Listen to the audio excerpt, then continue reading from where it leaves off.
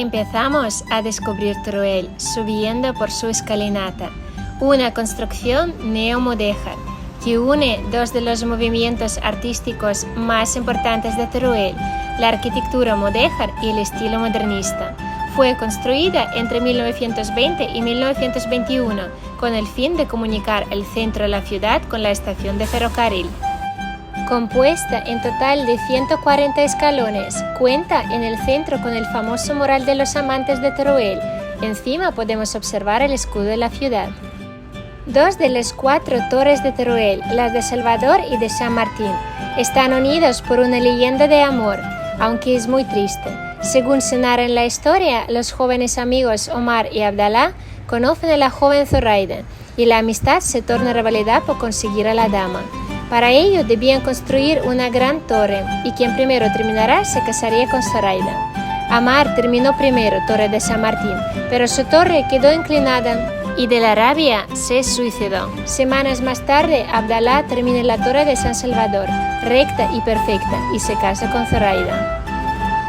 Hoy en día, la Torre de Salvador es un centro de interpretación del arte mudéjar, en el que se puede acceder hasta su parte superior, en lo que resulta una de las vistas más interesantes de la ciudad. El antiguo acueducto de la ciudad de Teruel es una de las obras de ingeniería más importantes del Renacimiento español. Fue construido en 1537 para poder mejorar el sistema de abastecimiento de agua de la ciudad y traía el agua de la fuente de la Peña de Macho, pero por su elevado coste no se terminó hasta 1551. El actual museo o palacio de la Casa de la Comunidad recoge en su interior muestras de diferentes temáticas repartidas por sus múltiples salas. Podemos contemplar el ciclo de la vida de los antiguos habitantes de Teruel, con sus actividades económicas, agrícolas y ganaderas. La famosa Plaza de Torico. Aquí encontramos una fuente en el centro de la plaza, con una columna en cuya cima descansa la famosa estructura del Torico. Aquí tiene lugar la colocación de pañuelico por los peñistas en las fiestas principales de Teruel, las de la Vaquilla del Santo Ángel. La Catedral de Santa María de Mediavilla es la mayor representación del arte mudéjar en la ciudad de Teruel.